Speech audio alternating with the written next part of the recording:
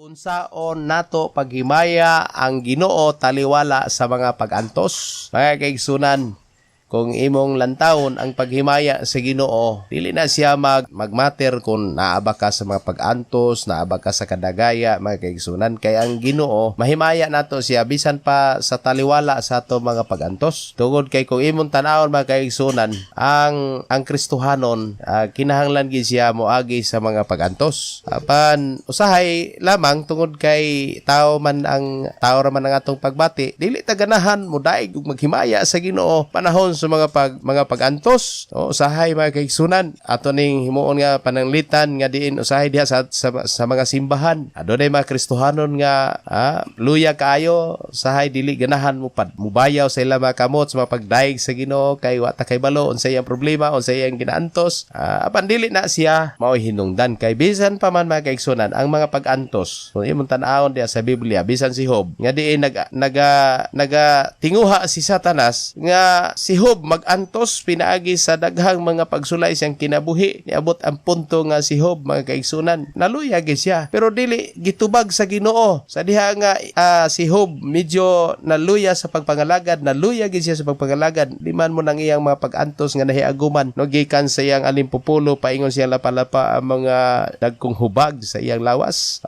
Kung mangambak ang ulod iya pag ibalik. Grabe ang iyang mga pag-antos. Ma-imagine nimo, mahunahuna nimo nga dili sayon ang iyang pag-antos. Nga mismo iyang asawa nag-ingon nga magpadayon ba ka Job sa pagpagalagad sa Ginoo? Ingon niya, tungluha ang imong Dios o magpakamatay ka. Pero unsay tubag ni Job? Sama ka sa usa ka babaeng buang-buang nga mudawat balang diay ka sa mga maayong butang gikan sa Dios ug dili ka mudawat sa mga butang nga giilan nimo nga dili maayo. Usahay inana ba nga ang Kristohanon nindot ang mga pagdaig, kung bag-o siyang sinina, bag-o siyang sapatos, kung nana siya alahas nga gold, ala sa warawara siyang kamot. Usahay inana ba ang pagdaig gusto sa Ginoo kung doon na kay kadagaya, mga kaigigala, mga kaigsunan. Himayaon nato ang Ginoo taliwala sa mga pag-antos. Nindot hinuon mga kaigsunan nga muduol gi ka sa Ginoo, mudot-dot ka sa Ginoo sa pagpangalagad kaniya taliwala sa mga pag-antos. Daig sa Ginoo, uban ang imong mga paghilak, pagpangamuyo, mga higala tungod kay nianang panahona adunay kabubuton ang Ginoo sa imong kinabuhi. Niabot ang mga pag-antos aron makita sa Ginoo asa kutob ang imong pagpangalagad ug pagdaig kaniya. Kung imong tanawon mga kaigsunan, bisan pa man diha sa libro sa Mateo nga ang Kristohanon kung siya pagalutoson,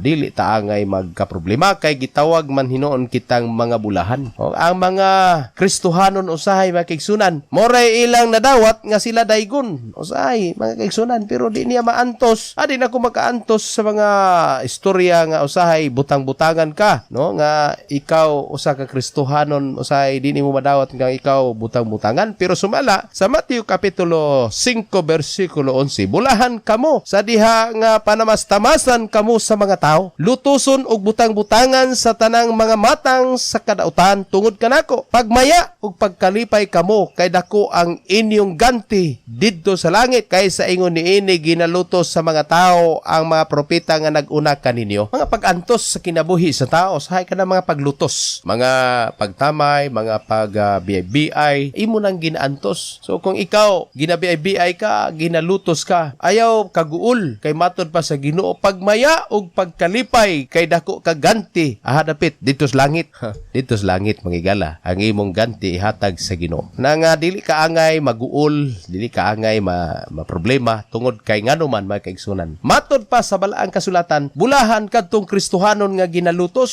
No, bulahan kadto matod pa sumala sa unang Pedro kapitulo 4 versikulo 12 nga ang Kristohanon mga kaigsunan, kung lutoson raman siyang ingon nga Kristohanon, nindot kaayo kung lutoson ka, ingon nga Kristohanon, ginapaantos ka tungod sa imong pagka-Kristohanon, kaysa nag-antos ka sa imong pagkakawatan or nag-antos ka tungod sa imong pagkadaotan, munay dili mahimo. Matod pa sa unang Pedro kapitulo 4 versikulo 12, mga hinigugma ayaw kamo kahibulong sa nagdilaab nga pagsulay nga mahitabo kaninyo. Ingon ingon sa usa ka talagsaong butang nga mahitabo kaninyo. Paglipay hinuon kamo sa inyong mga pagpakig-ambit sa kasakit ni Kristo aron kamo maglipay usab sa pagpadayag inig padayag na unya sa iyang himaya. Kung kamo pagapakaulawan tungod sa ngalan ni Kristo Jesus, bulahan kamo kay ang espiritu sa himaya o sa Dios anaa kaninyo. Himuan ninyo to ayaw niyo tuguti nga aduna kaninyo'y magantos ingon nga mamumuno o kawatan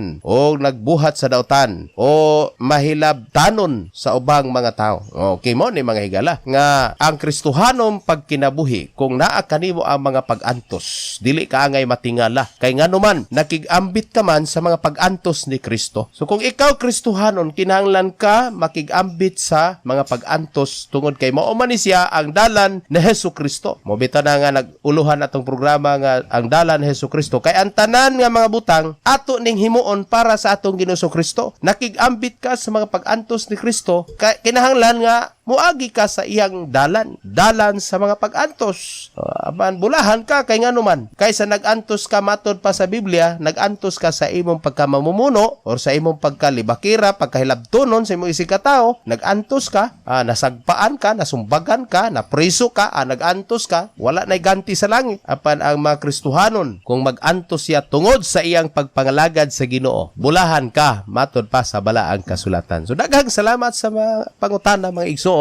Tungod kay aduna raman tay oras diri nga naglimit ang atong oras tungod sa daghan pa sa atong mga tubagon dinhi nga mga pangutana mga igsoon. Una nga kung dili man mo kontento pa sa akong tubag, ikuha raman mga higala, no? I-comment raman nga pwede ra ta magkita asan dapit magkita ta diha simbahan aron nga magkaistoryahan na ta. Salamat sa inyong pagpangutan.